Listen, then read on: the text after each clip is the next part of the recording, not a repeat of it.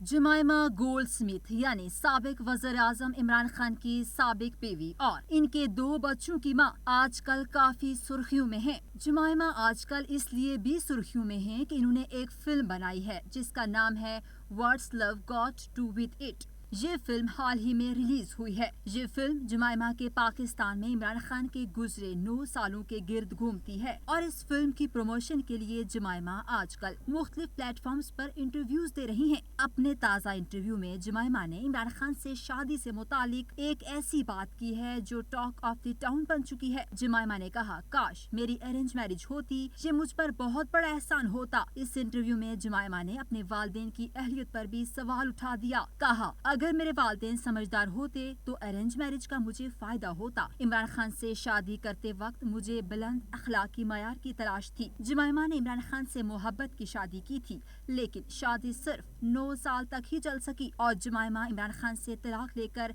अपने मुल्क वापस चली गईं।